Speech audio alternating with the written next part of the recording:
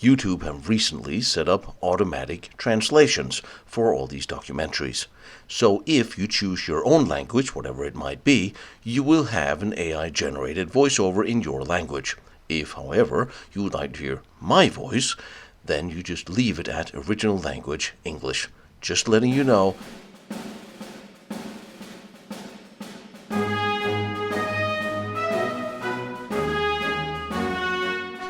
Just up the road from the amazing Fort Hermann and Fort Kluze, the next defensive set of forts are located here along the road. They're older, and some of them are quite a lot more damaged from war and time. The road through the pass was built in 1319 and was an important trade route, and this continued up until the last battles were seen here during World War I. Since 1754, the Predil Pass marked the border between the Duchy of Carinthia with the lands of the princely county of Gorizia and Gradiscia.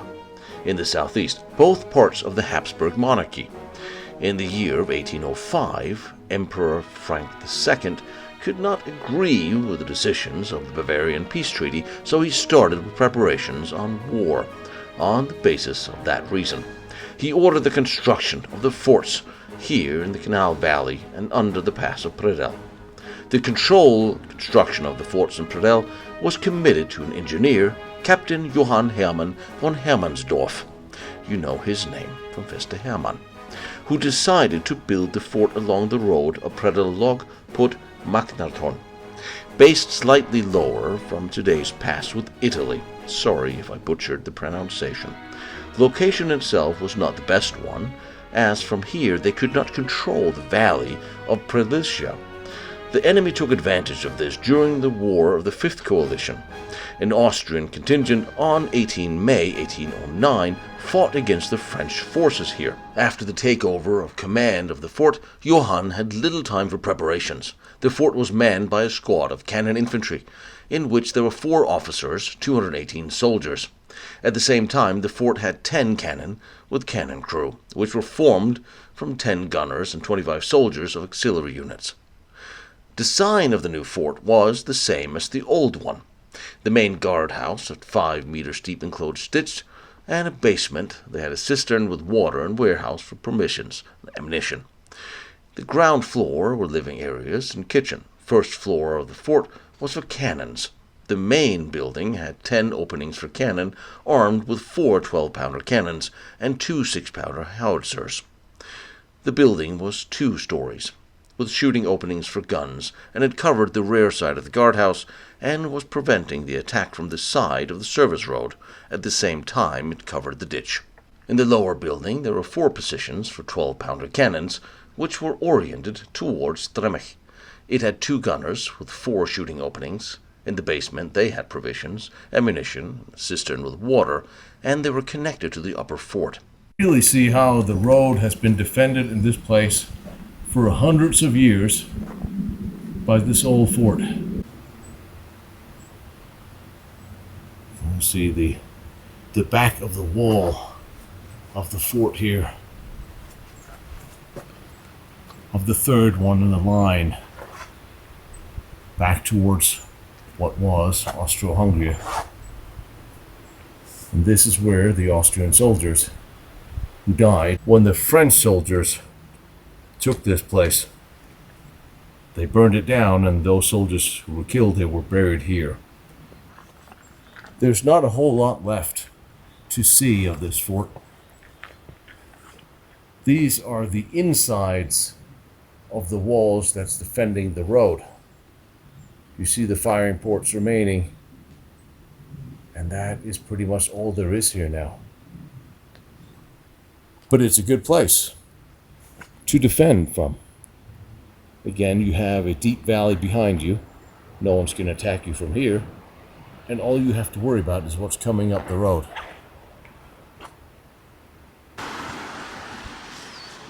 The Austrian soldiers who were killed here are now buried underneath the mausoleum here.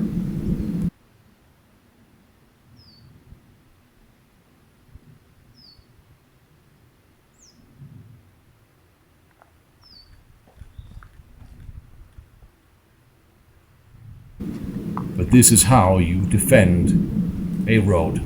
Firing ports on both sides, and even the wall here has firing ports in it. On May 15th, the fort was reinforced with retreating Austrian Armada soldiers. Soon after that, it was cut off from the main Austrian army, and on the evening the French reached the fort and surrounded it. The first attack happened the next day, on May 16th. It failed. Consequently, it came to mutual bombardments. 2 days later, May 18, came the decisive day, when the French started the bombardment, in which they destroyed almost all of the cannons in the fort. General Serras, the commander of the French division, offered the soldiers in the fort a chance to surrender, which they turned down. It came to a general assault of several thousand soldiers who were ruthless because of their own great losses. Most of the soldiers in the fort were killed with bayonets and sabers. Some were left to burn in the flaming guardhouse. Only 3 officers and 4 soldiers and 1 gunner survived. They were captured. Johann Hermann was mortally injured during the last battle of the retreat from the flaming fort. In 1851, a memorial was erected in his honor. During the battle, the original fort was destroyed and burnt down. Thus, in the year 1848, a new one was built on the location of the old fort, which served until 1880. At that time, the committee evaluated that the fort did no longer meet the modern military standards, and they reused it now only as a military warehouse. For that purpose, it served until the end of the First World War, whereafter it was simply abandoned, and here it is today. The main object of the fort was the guardhouse, which was located on the slope above the road, in that 2-story building, which had double walls from logs. Middle spaces were filled with soil. Somewhat higher, they constructed a 1-story building, named the Vorwerk. Buildings were connected through a ditch encased with palisades.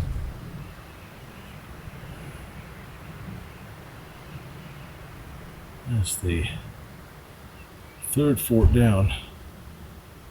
The fort here had thus lost its military purpose, and in 1907 it was renamed Depot Predil. In the time of World War I, there was a warehouse and the residence of workers in this fort, also a station of military postal pigeons, and a military hospital. During the war, the Italians did not bombard this fort. Therefore, the walls are quite well preserved still today.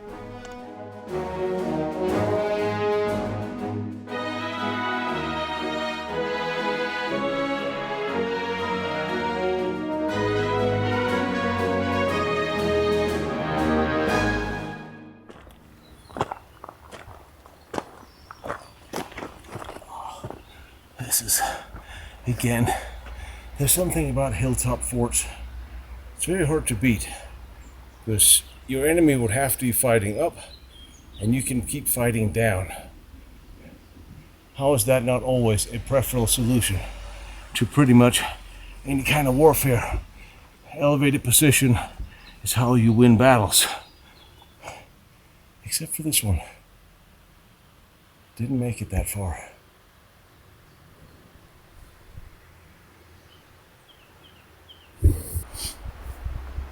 Quietly, slowly making my way along the nice face here. See how hard to tell what was impact and what's decay, because decay was part of it, must have been part of this now. Been sitting here for a while.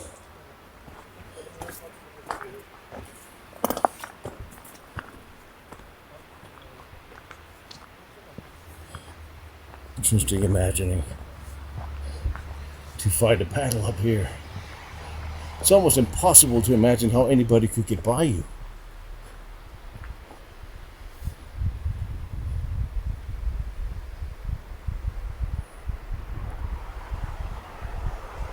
There's the monument.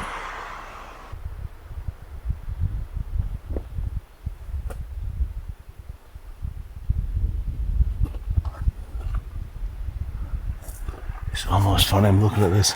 Almost looks like impacts right here in the stone. Little round bullet impacts. And the stone does look rather brittle.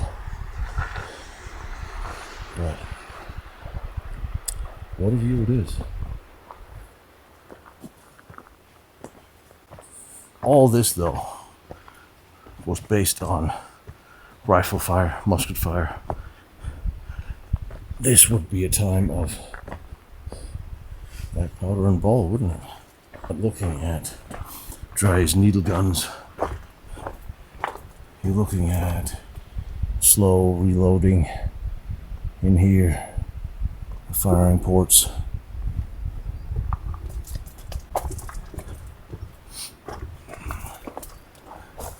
Although this certainly looks like a cannon position, doesn't it? See if I can get inside. Have a look.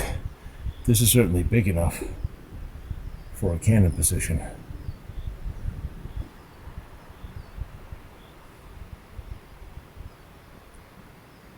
And here you can really see what's left of the fort here, with the valley behind it.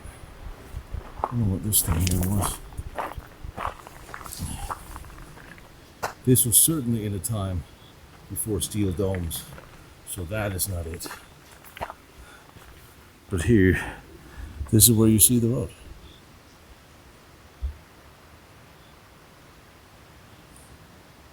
And next to the village over there, that was probably burnt.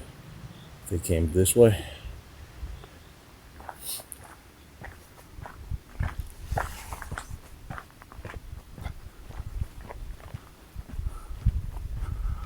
Oh wow, here you really see. This was not for rifles, this was for cannon. There's a few rifle ports, but this was for cannon. That is pointing in the direction of the road.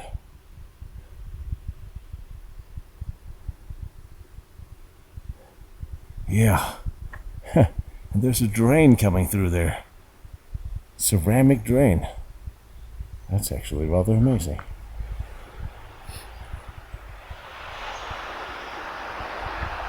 So these trees will be gone.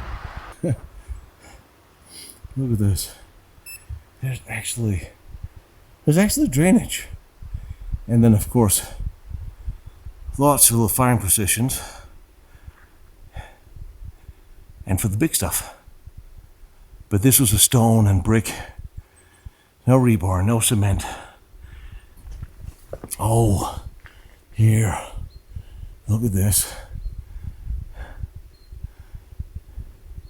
See these in Vauban days, don't we? See this in the forts of Vauban.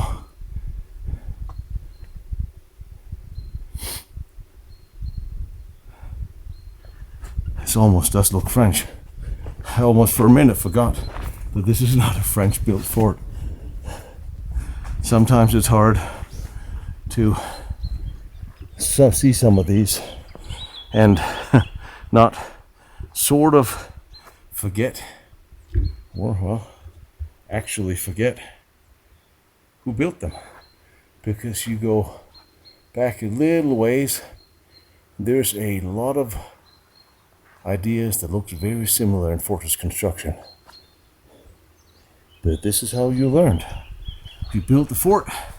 If it held, you learned something. If it didn't hold, well, you also learned something from that. And then you would build a different fort next time. And a different fort after that. And a different fort after that.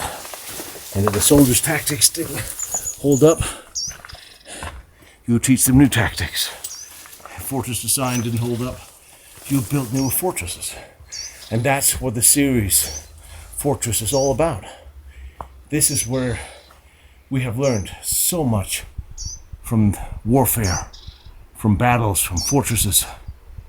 Has taught us so much we can use in peacetime construction.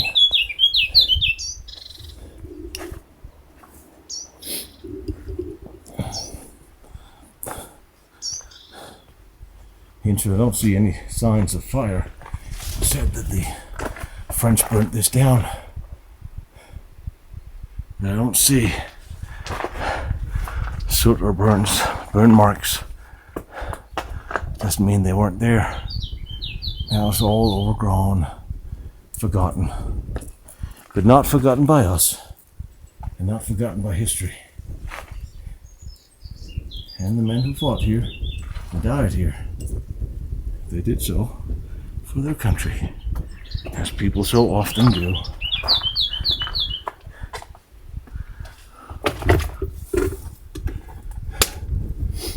The inside of the walls, look at this, that's actually amazing. You still see right there the rings the cannons would be pulled by are still mounted in the walls. After all these years, after these centuries, these steel rings are still in place, ready to pull cannons into place. And here, see the hangers over the firing ports. Probably beds could have been hung from there. Still in place. That's fantastic. When you see the human side, a little bit of graffiti, a little bit of anything that reminds us that this was a place where human beings lived and fought and died. It gives you a different perspective than seeing a place full of stone. Stone is fairly cold, but when you have stones with inscription, then you have life. Here would be the open outer wall.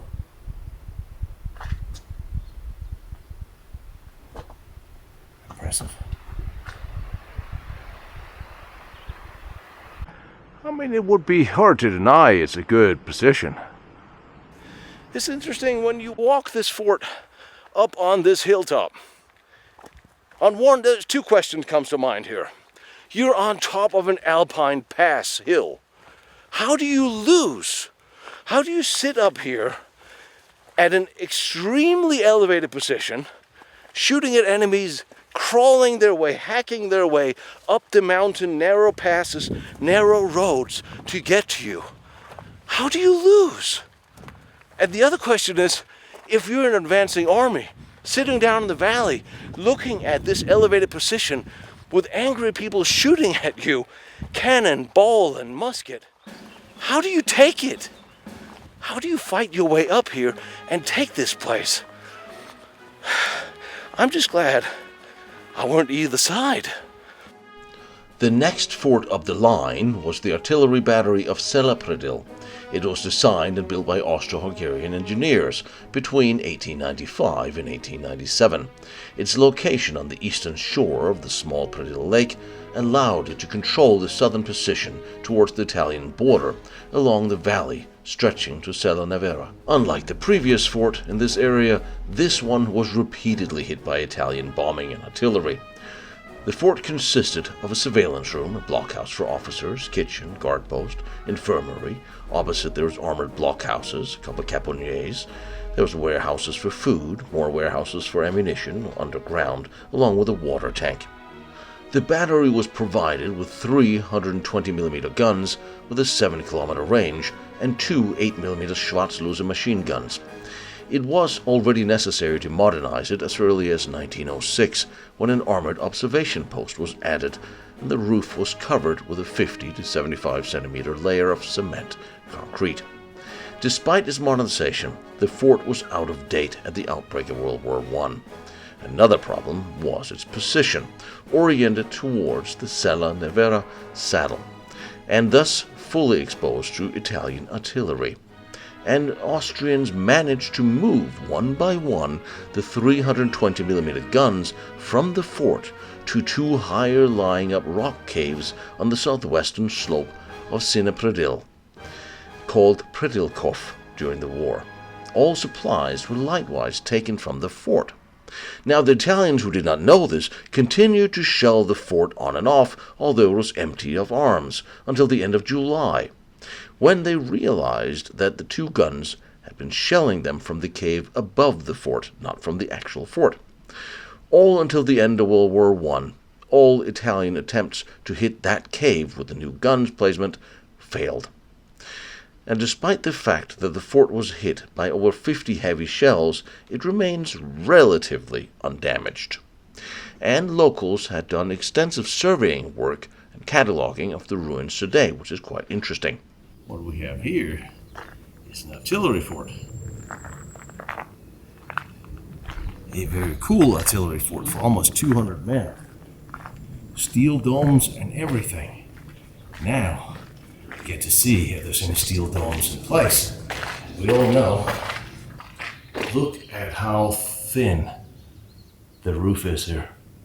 There's not even a meter.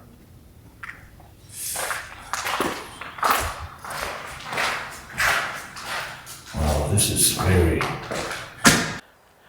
This is the next fort down the line, and it has been mercilessly destroyed. Really. Dear Lord, what happened to it?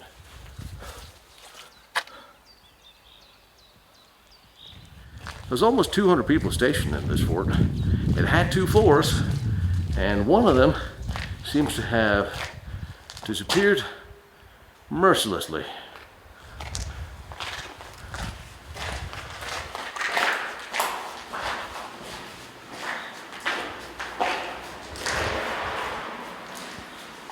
Now it has become flooded. Oh, red walls. And it was plastered over stone, so certainly built at a time when there was funding to do it right. Oh yeah, this is plastered over.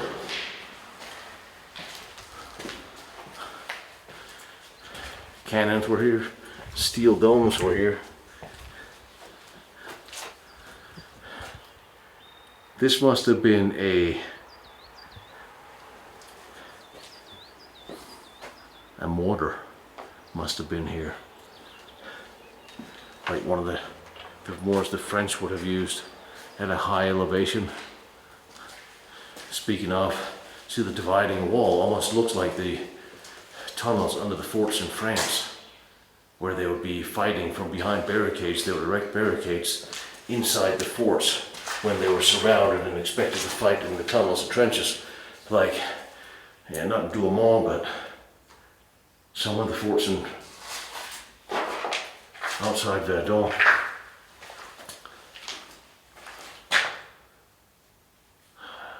It's too high up to be an artillery position. I want to dip in the wall. Don't know why. And then this looks like it had been shelled, destroyed, and the position was broken through, and they would build this up to keep it somewhat, the wall somewhat intact. It has the feel of a fort that underwent, shall we say, emergency repairs. I mean, it is wholly like a sieve. I wonder if this was the staircase. Certainly here was, this was the upper floor here. Wow. Again, this wall overlooking the road down there.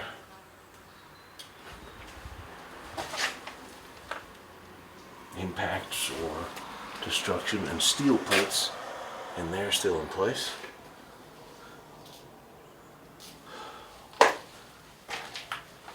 Yeah, the steel plates are still in place in the walls.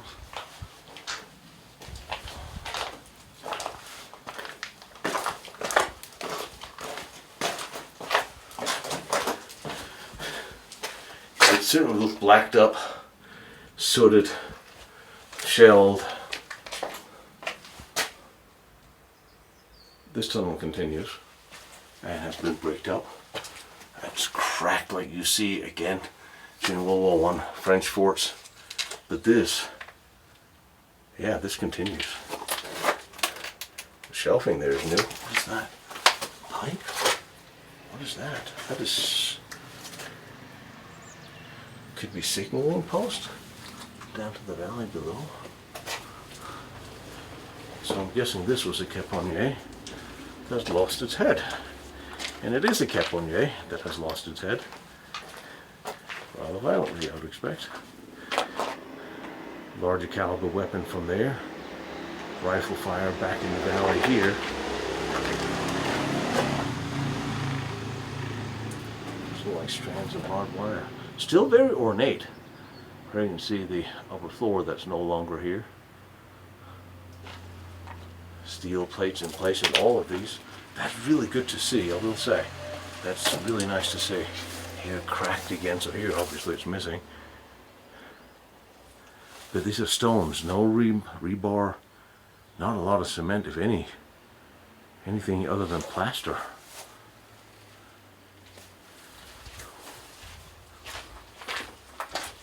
Very, very interesting.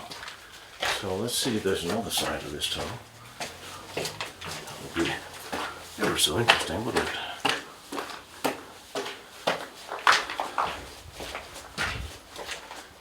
Like we have seen at Fort Hermann, there was a little tunnel running in front.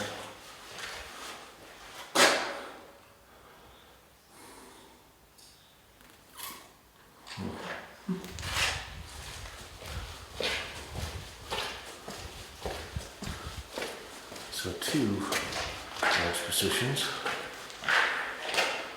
No.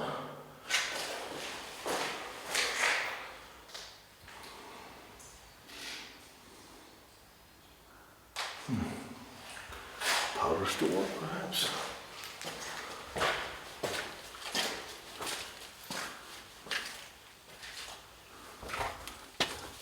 Just run us back in. This building is completely destroyed.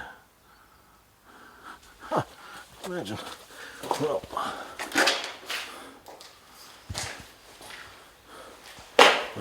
wait. There's a tunnel underneath. There's the tunnel underneath. How on earth do I get down there? Here's a big spider. Hey, buddy. How do I get down there? There's a tunnel underneath.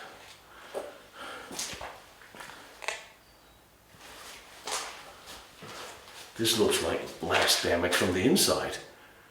I think somebody blew this up as well. How else would this happen?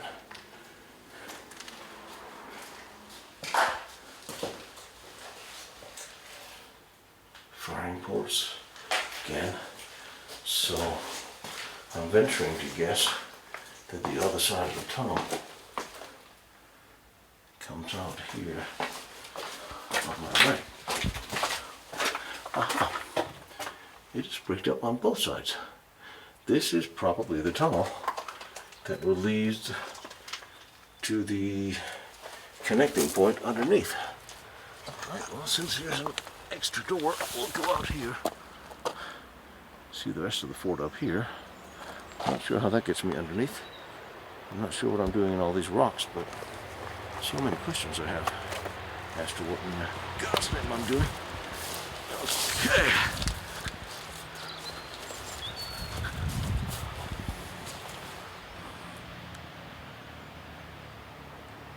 Wow.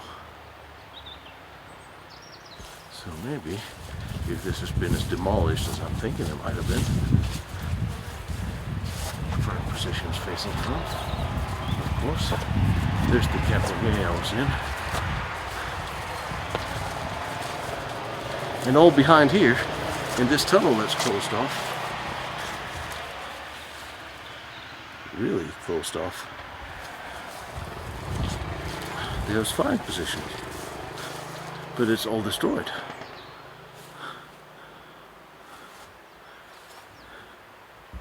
Huh. It's very strange. So there is a tunnel running under the front works of the fort into the magazine under the fort itself. Much of that must have collapsed and therefore sealed off today for safety. Here's, of course, the valley you're seeing, you're overlooking. Firing that way. Cut down these trees. You can see quite far. And of course, you're sitting on the road. And we're right on the road between Slovenia and Italy. This was back before World War I, memory serves, Austro-Hungarian territory ceded to the Italians for joining the Allies. It's very easy for the Allies to, make deals and promises with territory that's not their own. So they literally promised the Italians a bunch of territory that they did not own or possess, that used to belong to Austro-Hungary, which of course they dismembered, disbanded, and destroyed, along with Prussia, in the Treaty of Versailles. It's very easy to give away other people's property, and then you wonder why they get pissed off and start World War II. You may defeat your enemy, but don't humiliate him. That just pisses him off more. I really want to go underneath this. Well, underneath, I couldn't get to. See, probably a little caponniere here. There's almost a caponniere every side. Awesome. But I cannot get into this one because I cannot make it through that little slit. Strange how that tower, there's another one over there, almost they look like they've been built after the fact. I was for the longest time wondering about these two buildings on top. As the fort was severely destroyed and bombarded, I thought they had to be post-World War I, but I also knew that observation posts had been placed on top of the fort. Could these be those? Or these are newer lookouts that were used during the Second World War? I'm not entirely sure still. I'm wondering if this was used as an ops post in the later war. That's what I'm thinking.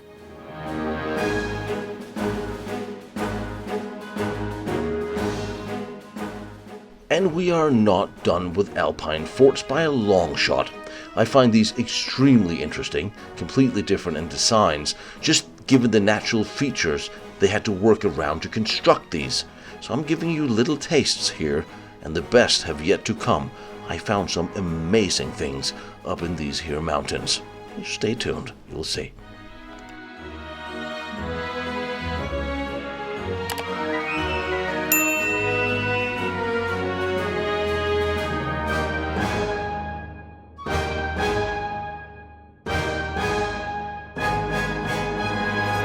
My name is Tino Struckmann.